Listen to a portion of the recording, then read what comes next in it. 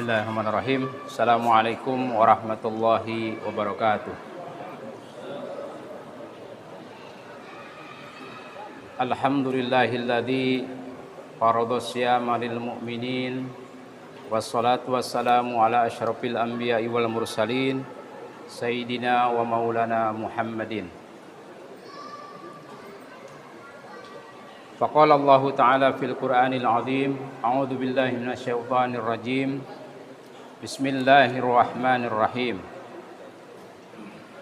Ya ayyuhallazina amanu kutiba alaikumus syiyamu kama kutiba alal ladzina min qablikum la'allakum tattaqun. Shadaqallahul azim.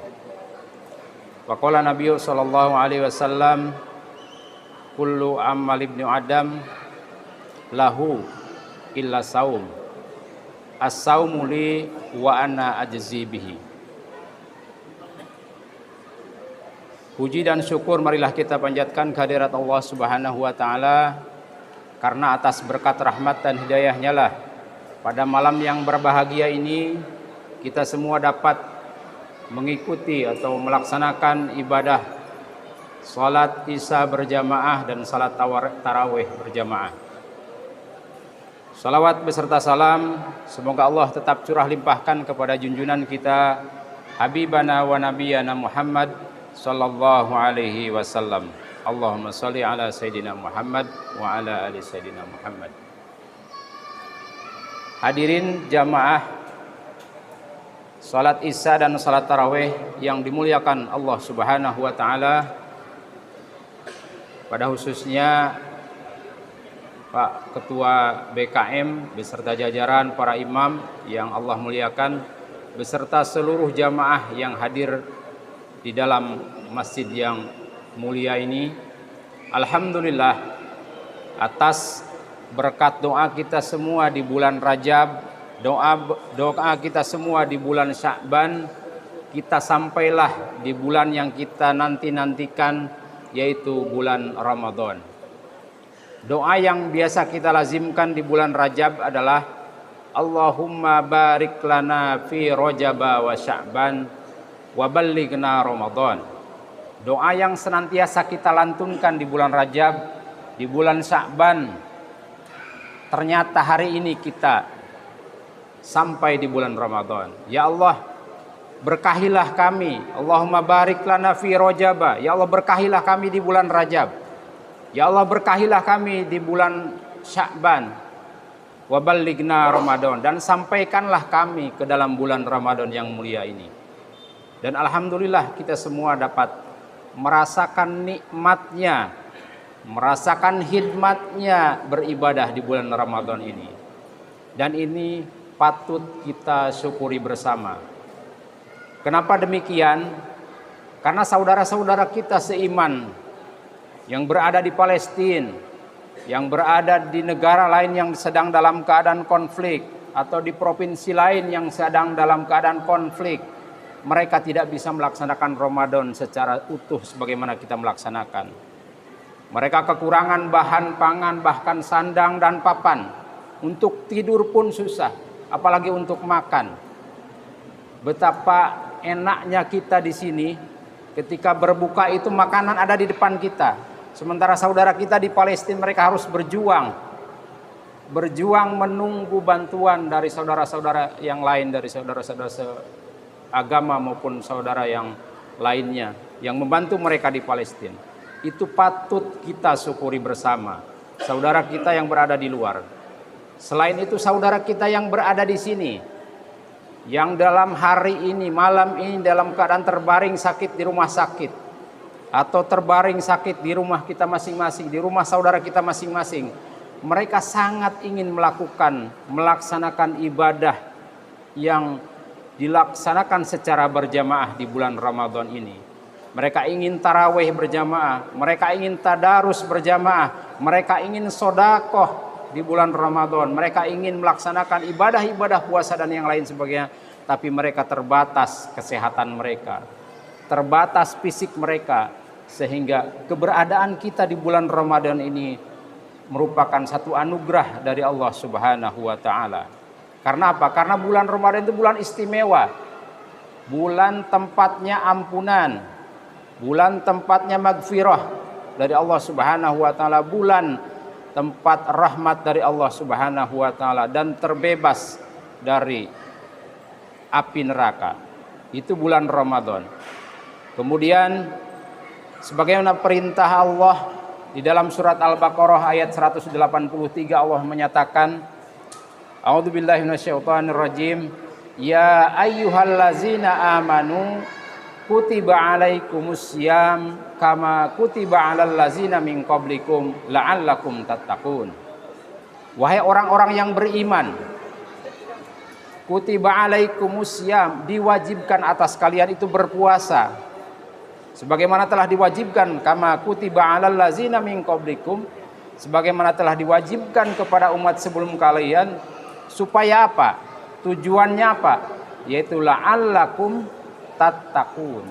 Ujungnya tiada lain dan tiada bukan adalah membentuk manusia yang bertakwa kepada Allah Subhanahu wa taala.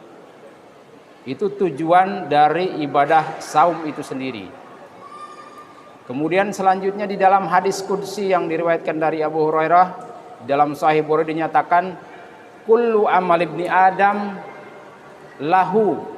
Kata Allah di dalam hadis qudsi tadi, setiap amal ibnu Adam itu lahu baginya, bagi ibnu Adam tadi, bagi manusia tadi, illa saum, kecuali puasa. Kenapa demikian? Kata Allah di dalam hadis qudsinya, as-saumuli. Karena apa? Karena saum itu untukku, kata Allah. Wa ana ajzi bihi, dan akulah yang membalas secara langsung ganjaran pahala orang yang berpuasa itu. Itu saking istimewanya posisi puasa di sisi Allah Subhanahu wa taala. Bahkan para ulama antara lain Imam Ibnu Hajar Al-Asqalani di dalam kitab Fathul Bari menyatakan ada 3 makna yang dapat kita raih dari hadis tersebut. Yang pertama, apa maknanya sampai Allah menyatakan as-saumu li wa ana ajzibihi? Apa maknanya? Makna yang pertama, bahwa di dalam puasa itu, mengerjakan ibadah puasa itu, tidak mungkin seseorang itu berlaku ria. Orang itu berpuasa pura-pura lemas, pura-pura payah, pura-pura capek dan lain sebagainya, kan nggak mungkin. Karena apa? Karena puasa itu yang tahu itu hanya Allah dan orang yang berpuasa. Di depan orang berpura-pura, tapi di belakang dia minum, dia melakukan hal-hal yang dilarang Allah, melakukan hal-hal yang membatalkan puasa. Itu kan makanya maknanya kata Imam Ibnu Hajar, puasa itu terjauh dari sifat ria. Kalau kita bersedekah, kita sholat, kita menolong orang lain, kita berhaji, itu memungkinkan orang itu melihat perbuatan kita, dan itu akan memungkinkan itu timbul sifat ria dari orang yang melakukan tersebut. Sementara puasa tidak ada kemungkinan untuk melakukan perbuatan ria di dalam puasa tersebut. Sehingga di dalam pendapat lain, puasa itu tidak bisa dikonversi menutupi dosa yang lain. Ada sebuah hadis dinyatakan orang itu ada orang yang muflis. Atadruna manil muflis? Apakah kalian tahu itu orang yang muflis? Muflis itu apa? Orang yang bangkrut. Orang yang bangkrut. Kenapa bangkrut? Karena amal kebaikannya dikurangi dengan amal kejelekannya. Ini berbuat baik tapi berbuat jelek, berbuat yang melukai orang, yang menzolimi orang, sehingga pahalanya dikurangi terus sampai habis. Nah, untuk pahala puasa ini tidak bisa menutupi kekurangan yang tadi. Itu pendapat sebagian ulama. Itu yang pertama. Yang kedua, kenapa Allah menyatakan as-saumu li wa ana ajzibihi? Pemahaman menurut Ibnu Hajar yang kedua adalah bahwa di dalam puasa itu tidak disebutkan berapa lipat ganda dari puasa itu. Kalau kita sholat berjamaah kan, as-sholatul jamaah derajatnya itu lebih banyak daripada sholat sendiri. Berapa derajat? 27 derajat. 27 derajat lebih banyak. Atau sodakoh. Sodakoh itu apalagi di bulan puasa itu pahalanya lebih banyak, berlipat ganda dibanding dengan di bulan lain. Nah, untuk puasa itu sendiri Allah tidak menyebut. Allah tidak menyebut ini lipat ganda, ini lipat tidak. Tapi apa? Wa ana ajzi bihi. Akulah yang membalas pahala orang yang berpuasa itu secara langsung. Jadi Allah itu tidak menyebutkan nominal, tidak menyebutkan jumlah ketika menyebutkan pahala puasa, tapi menyebutkan sesuatu yang tidak terbatas. Kalau menurut bahasa anak-anak sekarang, infinity. Infinity itu tak terbatas. Anak-anak sekarang kan di media sosial infinity. Infinity itu tidak terbatas. Allah menyampaikan pahala puasa itu infinity, tidak terbatas. Akulah yang membayar langsung pahala orang yang berpuasa. Sehingga tidak bisa dikalkulasikan dengan nominal, lipat gandakan tidak bisa. Itu saking istimewanya ibadah puasa. Itu yang kedua. Yang ketiga, kalau bisa diibaratkan dengan raja, Allah itu raja. Walaupun peribaratan ini nggak sesuai, karena raja itu makhluk Allah. Kalau bisa diibaratkan sebagai raja, maka puasa itu adalah kado, hadiah istimewa dari Allah untuk hambanya. Sehingga dinyatakan tadi wa anna ajzi bi hadiah. Ketika seseorang diberikan hadiah dan hadiah itu akan diberikan langsung oleh Allah Subhanahu wa taala kepada orang tersebut secara langsung, maka berarti perbuatan itu sangat istimewa di sisi Allah Subhanahu wa taala. Demikian istimewanya ibadah puasa di bulan Ramadan, tentu bagi kita merupakan nilai positif, merupakan momentum, merupakan kesempatan untuk mencapai derajat takwa yang diharapkan oleh Allah Subhanahu wa taala di dalam surat Al-Baqarah tadi. Lanjutan di dalam surat Al-Baqarah yang ingin saya sampaikan adalah di dalam ayat 186 dinyatakan A'udzubillahi minasyaitonirrajim wa idza sa'alaka ibadi anni fa inni qarib. Itu di ayat 186. Allah menyampaikan ketika seseorang bertanya, wa idza sa'alaka ibadi, ketika seorang hambaku bertanya, anni tentangku, wahai Muhammad, ketika bertanya tentangku wahai Muhammad, katakanlah fa inni qarib, bahwa aku ini dekat. Aku ini sangat dekat dengan manusia itu. Apalagi di bulan Ramadan.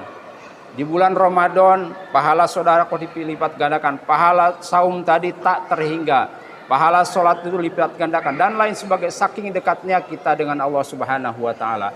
Oleh karena itu di momentum Ramadan tahun ini harapan kita, doa kita mudah-mudahan selain dekat dengan Allah Subhanahu wa taala, kita juga bisa dekat dengan keluarga kita. Keluarga kita semua. Itulah harapan kita yang menjadi tema sentral kultum hari ini adalah bahwa dengan momentum Ramadan ini agar kedekatan kita dengan Allah bisa juga mendekatkan diri kita, keluarga kita dengan Allah, kemudian diri kita dengan masing-masing keluarga.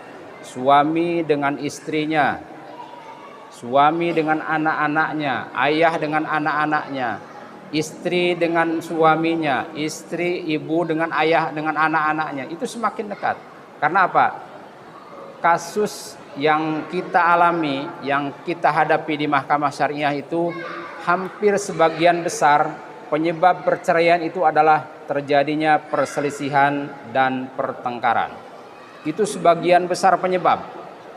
Nah, ketika kami nasihati para pihak tersebut, biasanya kami sampaikan inti daripada masalah rumah tangga itu adalah komunikasi, kedekatan, keakraban, komunikasi. Rumah tangga itu kan 80% ngobrol istrinya kan, isinya komunikasi. Maka itulah pangkal dari adanya perceraian. Salah satu yang menjadi faktor terbanyak terjadinya perceraian. Oleh karena itu di momentum bulan Ramadan ini, karena apa di bulan Ramadan? Karena di bulan Ramadan itu banyak momentum kita untuk bersama-sama. Sahur bersama, buka puasa bersama, sholat berjamaah bersama, kemudian tadarus bersama. Itulah momentum-momentum yang harus kita laksanakan di tahun Ramadan 1445 Hijriah ini. Sehingga dengan demikian keluarga kita menjadi dekat dengan kita, anak-anak kita dengan kita, istri dan orang tua, saudara-saudara menjadi dekat semuanya. Dan itu tujuannya adalah apa? Tujuannya sesuai dengan perintah Allah, ku anfusakum wa ahlikum naro. Itu jagalah diri kalian dan keluarga kalian, wa ahlikum naro. Jagalah diri kalian, wa ahlikum dan diri keluarga kalian, naro dari panasnya api neraka. Jadi harapan kita semuanya mudah-mudahan di bulan Ramadan tahun ini kita dapat meningkatkan puasa kita, dapat mencapai derajat ketakwaan kita kepada Allah Subhanahu wa taala, terutama khususnya keluarga kita menjadi keluarga yang sakinah, mawadah dan rahmah. Selanjutnya anak kita menjadi anak yang soleh, anak yang salehah yang dapat mendoakan orang tuanya kelak di yaumul qiyamah.